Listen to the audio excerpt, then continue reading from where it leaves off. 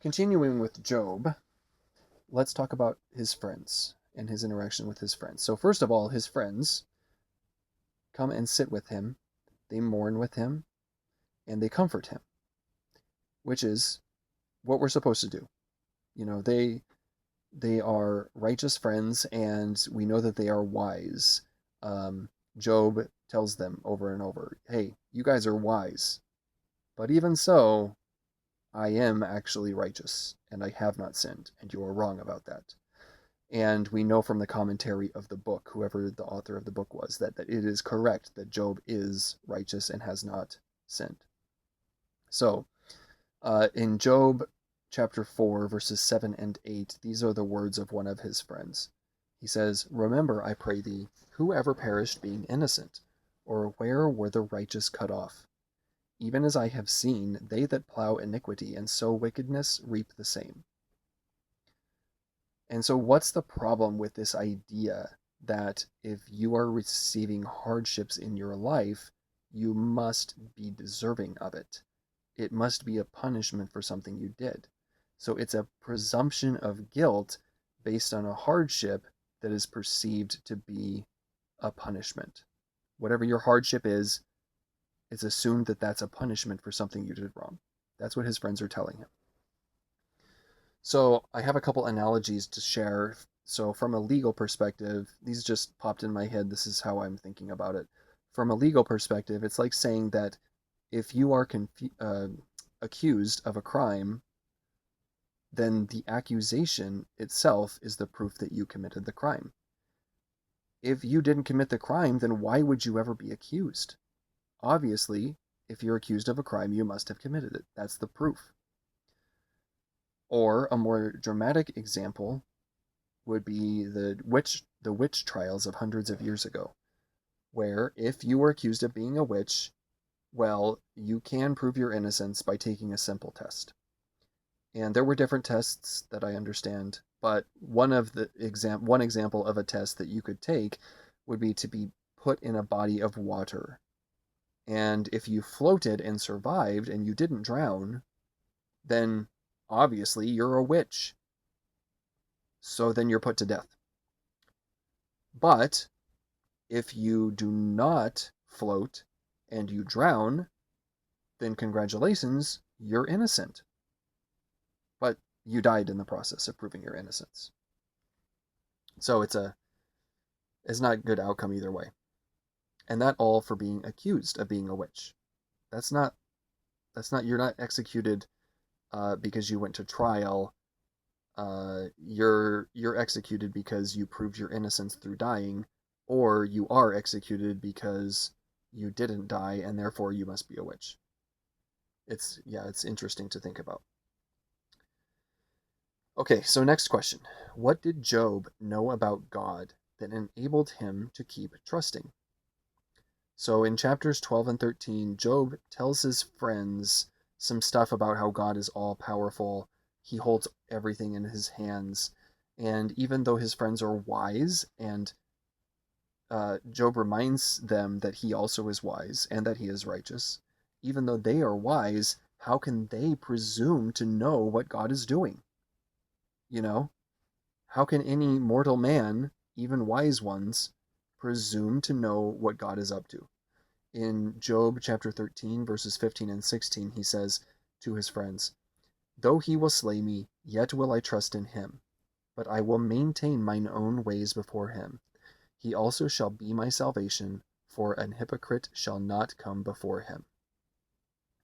So he's saying that even if he loses his life, he will continue to trust in God.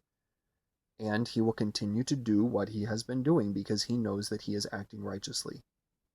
And he knows that he will be saved by God. Next question, much more personal. What do you know about God that helps you face challenges? So I have a couple different thoughts, and I hope I can communicate them clearly. One is that I understand that we are going to face trials on this earth.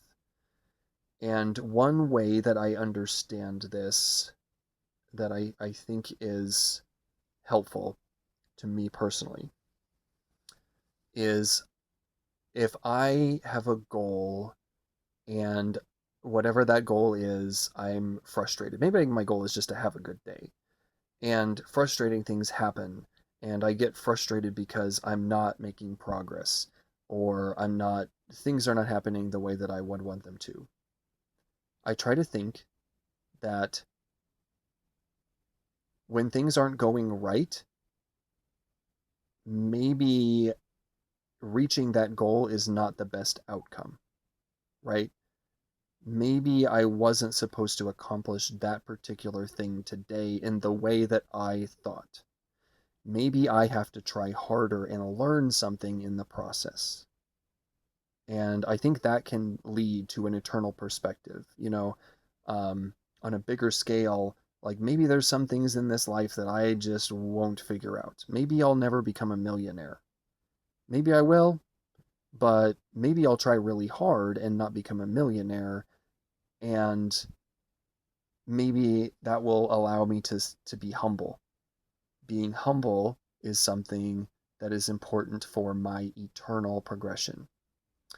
Um, hum, Having patience, learning to have patience, and learning to have faith, even in hardship, is important for my eternal progression. So if I'm having a rough time and I'm frustrated and I'm not able to accomplish whatever I'm setting out to accomplish, I try to think that, well, maybe I'm going to get more out of the hardship than I would out of success. I don't know if that makes sense to you. I'm trying to communicate it clearly. It kind of makes sense to me. So next, um, let me see. Well, it kind of similar, but it's also an eternal perspective, right?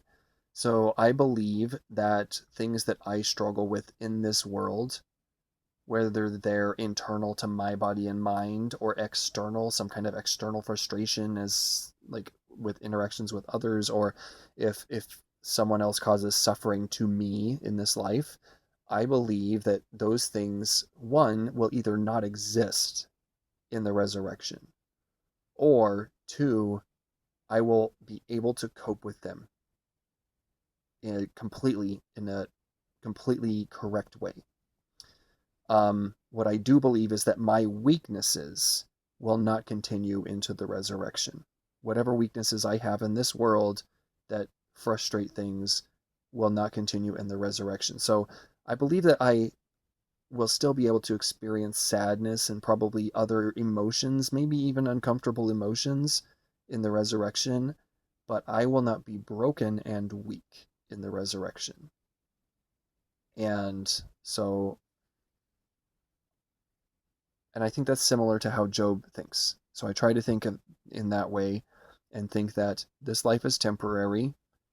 If there is some suffering that is going to happen, it's because I and others are imperfect. But in the resurrection, many of those weaknesses, if not all of those weaknesses and frustrations, will be taken away.